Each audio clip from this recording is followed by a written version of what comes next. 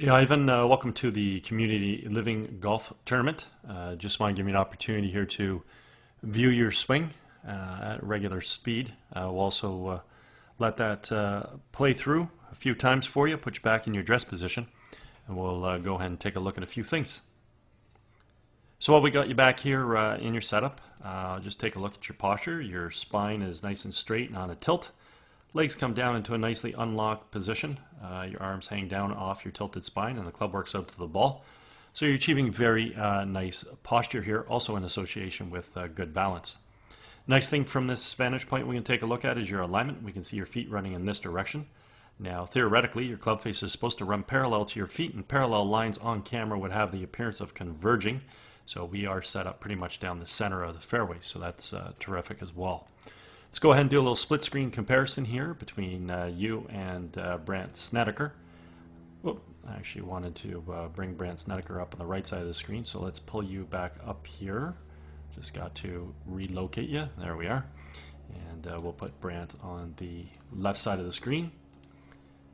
And we'll just slide you over. So we got some color-coded lines on the screen just as a visual reference as it pertains to swing plane.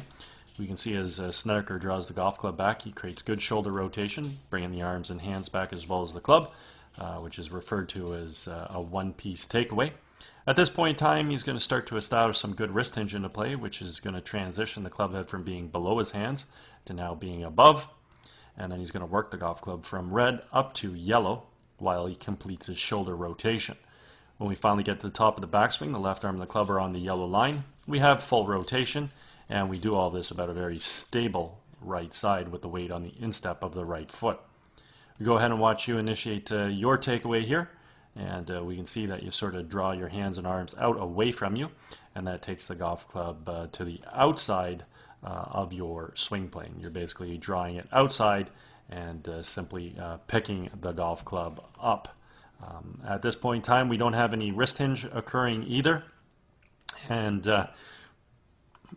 excuse me, we're going to have to see you shallow that out because your subconscious brain is going to tell you that you just can't keep the golf club in that position to hit a golf ball. So you do shallow it out, and at this point in time, your arms are looking good relative to your core. The club's looking great relative to your arms. You're starting to get some good turn. You do that about a stable right side, but you do have a tendency of obviously setting the arms a little steep just because of the initial move bringing the golf club back. At this point in time, you're starting to shallow the arms out and dropping the club down and in, which is fantastic. If we take a look at Snedeker here on the left side of the screen, to initiate its transition back into the ball, simply want to move the weight from the right foot to the left, drive the knees to the target as well as the hips, unwind the core, and fire the hands. And in doing so, we want to move the golf club from yellow back down on top of red. And that's exactly what we see here. With the golf club returning back to being on plane. The other thing we want to point out this period of time is the relationship between the lead form and the golf club. I refer to that as the backward check mark. Simply means we're retaining angle coming into the hitting zone, which is going to allow us to create a lot of power, let alone getting the club to return back to plane as we already stipulated. With your transition back in the ball, we already know that from your steep set position, you drop your hands down, which is a great move. Almost like a Jim Furyk or Freddie Couple kind of move. But let's see if we actually get it back onto plane. So at this point in time, we can take a look at your lead forearm and your golf club and say, you know what, we've got that backwards check mark. So creating some power in the golf swing isn't going to be an issue. The only problem is that the club head has not returned back to plane. And as we continue to track that club coming into the ball, we're going to see very simply that this club tracks into the golf shot from over the top too steep, and therefore it's going to be coming from the outside. So we can see right there, the club never returns back to plane. We connect the dots. If we had a little bit of a higher speed camera like they do on TV, we would see that that is sort of the descending motion back into the ball. We can see here with Snedeker, club is on plane, and then it just continues to track into that golf shot directly from this red line, and this is going to allow him to hit a straight golf shot in accordance to his alignment. At this point in time, we can take a look at the path of the club and very simply see his club is inside the ball.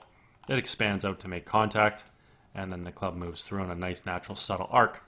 Your club is stuck outside the ball, drops down and across to make contact, and is moving on an out-in path.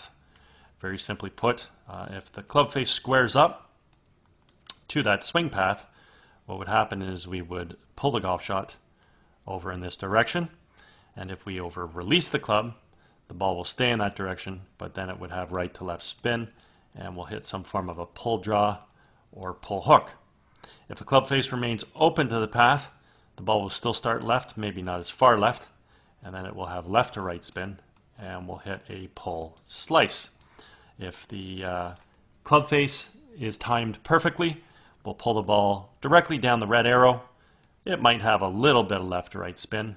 We'll hit a nice little soft fade, and nothing that's gonna really hurt your golf shot too much. So the end result of your golf shot is solely dictated based on the timing of the club face. When the club is attacking the ball from the outside, moving to the inside, the end result of the golf shot is dictated based on the timing of the club face. If we square it up and release it, it's following blue. If we under-release it, it's following red and then the yellow arrows. And if we time it perfectly, it'll just continue to follow the red arrows there. As we carry the golf shot through to the finishing position, we can see through impact, Snedeker's right heel's off the ground. We just watch the continued activity of that right foot, whereby he gets up on the toe. We can count all the spikes in the shoe. His weight gets on his left side, allows his hips to square around, shoulders to fully rotate. His hands are high with his club back in behind him. We can see with you as we drive through the golf shot, pretty decent footwork, pretty decent finish. You could get fully up onto that right toe, but your weight gets to your left side, your hips square around, your shoulders fully rotate, your hands are high, club's back in behind you. It's a pretty good looking finishing position right there. Overall, a lot of good athletic ability from you. Your hands work well, they come back, they fire through, which is great. We do see that you rotate eventually, and you create good footwork through to the finish. Ideally, when we draw the golf club back, we want the hands, arms, and golf club being allowed to work inside and around the body. And then hopefully what that will do is it will shallow out your arm plane at the top. That will automatically have a domino effect on your downswing, and you won't have to come so far from over the top.